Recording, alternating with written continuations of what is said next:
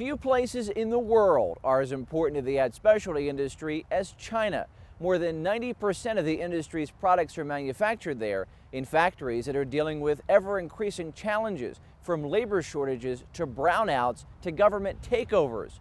With so much at stake in Asia, Counselor traveled to China following a leading industry supplier and talking to key players about the biggest issues behind the Great Wall.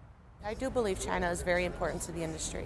Here on the streets of Hong Kong is where our trip begins. For 2 hours, we drive north onto the mainland, passing through tunnels, crossing over bridges, and seeing firsthand how this nation of 1.3 billion is being built up, not just to accommodate its people, but also to accommodate the West. Right now we're headed to Dongguan, which is past Shenzhen, to visit one of the factories that we use for manufacturing our products for Dard. I can see Dard, yeah. When we arrive, we notice the gated site looks more like a campus than a factory. But as our tour guide takes us building to building, the intensity of the work is clear. It's a process, and it's not just 1, 2, 3. Many promotional products are often made from scratch here. For example, these plastic pellets will eventually become cases for pedometers. In other areas, workers put together components for more high-tech items like electronics, all before logos are printed several dozen times per minute. You have 1-color machines and up to 3 or 4-color machines. While it's common for 5,000 to 10,000 units to be made in one day, the 300 factory workers do have a chance for downtime. That's important because these employees not only work here, they live here. In this dormitory, some people bunk 6 in a room, a usual arrangement for Chinese factories. A standard wage, we're told, is about 3,000 yuan, or almost $500 US per month. This worker tells us he's happy with his job here as he tries to support his family that's 24 hours away by train. He says this is one of the best places he's ever worked. Of course, not everything is perfect at this or equivalent factories in China. No supplier is immune to rising labor and material costs, not to mention the realities of infrastructure. Because we're visiting in April and it's not quite so hot outside, this particular factory can operate 5 days a week. But come the summer, it's very common when it gets much warmer for factories to close 1 or 2 days at a time through rolling blackouts. There's just not enough electricity to go around. You put things in perspective for a distributor, especially when people want to know why things take long, or what are the processes that you have to go to, or why things cost what they do. And now I can tell them exactly why.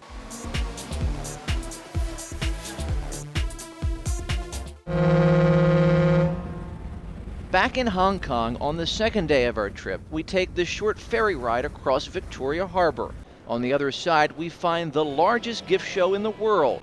This colorful place is where suppliers both show off their wares and look for the next big thing. We're looking for different and interesting, and also price point based on, for our catalog. Dard is one of a handful of ASI-listed suppliers to have a booth at the Hong Kong show. Any Lily? People visit from all over the world, from countries like Mexico, Saudi Arabia, and Nigeria, and in this woman's case, Australia.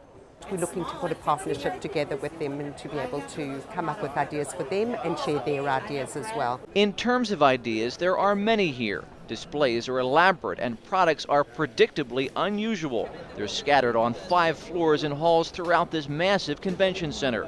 This year's trends include eco-friendly items and smartphone accessories. We like to support our customer with the long term.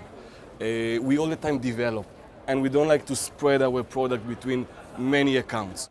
For the 4,000 suppliers here, their pitch to buyers now must not only include product practicality and a good price point, but also, maybe most importantly, proof of compliance. I believe that those top suppliers that are working with China to build and develop that compliance level is going to keep safe product in the States. As many other suppliers know, that when you're offering a compliant product, it's going to cost more.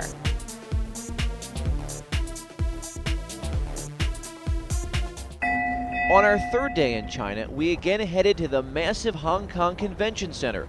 But this time we went to get opinions from other key players in China, beginning our day at a media breakfast before sitting down for an exclusive interview with prominent legislator Jeffrey Lam. I think China needs United States and United States needs China. On the face, they have a lot of disagreement and they argue. But at the end, they will compromise. This is politics and also economics. While there are hopes for compromise, there are also real concerns that an undervalued yuan will further complicate the importing and exporting that happens here. Some believe the West will be forced to move manufacturing away from China, but many think the break won't come easily. Yes. When a country like China is investing so much money into all of these different countries, they will play a greater and greater role economically with those countries. Beyond trade issues, our conversations with executives revealed a lengthy list of industry challenges here. From labor unrest to the rising cost of raw materials, from the influence of Alibaba.com to much longer lead times, suppliers are forced to take a different approach than they ever have before. It's important that we hedge the bet with inflation, with cost increases, with labor shortages, and with the knowledge that distributors can't sell from an empty wagon. Suppliers and distributors are also starting to realize that as more people move to China's cities, domestic needs for products, even promotional items, will also increase. In China, the needs of the products is also there, that they will avoid too much export to other countries. While there may be fewer products exported from China, the reduction will not be immediate. So says Philippe Varnier, chairman of Polyconcept, the largest ad specialty supplier in the world. But the more central areas of China are still very poor. There are still a lot of people who would love to work for a couple of $100s a month to make products in a decent environment. Still, with all the challenges of doing business here, suppliers are already thinking about the next China, even if it's well into the future. The place I think that has the most potential down the line is probably one day North Korea. If that could be like the next China, where you have a strong labor pool and a potential to open up a very strong infrastructure. But until that day, which could be 30 years or more from now, the ad specialty industry will be unavoidably tied to China.